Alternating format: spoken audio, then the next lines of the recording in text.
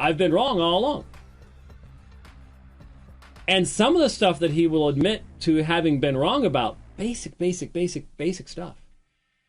Really, really basic level stuff. Now, I'm glad that he's come along to say, well, he now, in this debate, will say numerous times, all of the gospel writers believed that Jesus was God. Now, what he means by that is not what we mean by that. But he certainly doesn't mean what the Muslims mean by that. That's for sure. So there is that, I suppose. And I suppose that's a somewhat positive move. But in this debate, once again, remember years ago, we reviewed a really hard debate to listen to. It was the one he did with Mike Licona, where Mike Licona had laryngitis. Oh, man. I remember listening to it myself on the ride, and it was just hard to listen to. And believe me, I was almost there in Durban, so I know.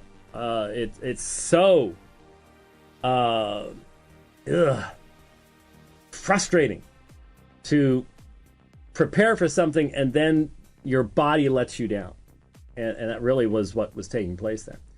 Anyway, remember, right around that time period, we reviewed that debate and the debate that he did with William Lane Craig, also on the resurrection. And one of the things that we emphasized at that time is Ehrman's insistence that history can only be done naturalistically. Now, it's obvious that on one level, there's some truth to that statement, in that, if a Mormon historian comes along and says,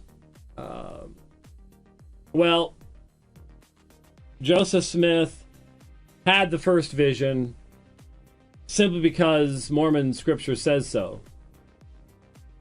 All right, I get how someone would say that's not really doing history. That's just repeating the dogmas of your religion. But there's a difference between that kind of naive approach to history and the full-blown secularism that Ehrman demands that we embrace, in excluding any possibility of the role of the supernatural in the natural realm. From his perspective, the only thing that can have anything to do with history is that which can be explained on a naturalistic basis. So in other words, God is completely factored out. So it can't be a resurrection because dead people don't rise from the dead. So even if you've got prophecy, even if you've got eyewitnesses, you've got to come up with something else because of the overriding supremacy of your worldview. And we pointed out what the problems with that kind of dogmatic, naturalistic worldview and history really are. It's certainly, we can recognize that history has its parameters. It can't speak to things outside of what it can and cannot demonstrate. But the idea of analyzing and handling supernatural events, and the life of Jesus is a supernatural event en toto, in such a way that you simply dismiss all supernatural elements to it, and hence argue that this is an illustration of myth-making, fables, whatever else. That kind of dogmatic naturalism, it's what Ehrman's all about. And we'll see it over and over again in this debate. But the question of the debate raises this very issue to our minds, and that is, did Jesus think he was God? Not did his disciples think he was God. Well, now that immediately raises all sorts of issues. Because how do you know what Jesus did or did not believe? What are your sources? Jesus didn't write books. And if you've already dismissed the apostles as a relevant source, what are you going to do? Well, that allows him to drag this completely into the, well, we apply naturalistic methods of historical inquiry, and the result of that is Jesus clearly didn't believe he was God. Well, I think you'll see where that comes apart. But one of the things we will see is that Ehrman is not really good with Trinitarian theology. No. He is extremely confused, and we won't get to it today, so I didn't even bother bring any of the quotes in, but we will get into the Jesus, if you say Jesus is Yahweh, and once again, I'll be happy to go to North Carolina and debate Bart Ehrman on the thesis, did any of the New Testament writers identify Jesus as Yahweh? Because he says in this debate, none of them did. Happy to debate that. On the campus. He doesn't even have to go anyplace.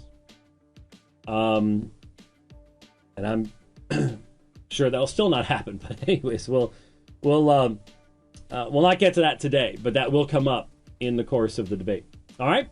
So let's just let Bart see. The problem with doing the video way is I can't speed it up. I can't speed it up. I can't do 1.2 or whatever else, but maybe people will remember it a little bit more because they get to see good old Bart speaking. So, all right, here we go. My work cut out for me. All right, but the reality is I'm not going to win this debate, and so we might as well just face that up front. I'm not going to convince most of you. I hope I say some things that make some of you think. It's more important for me that you think about whatever it is you believe or don't believe.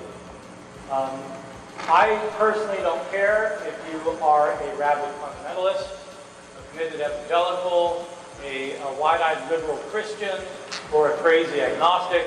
I don't really care what you are, or if you're Muslim, or Jewish, or Hindu, or Buddhist. I really don't care. What I do care is if you think about it.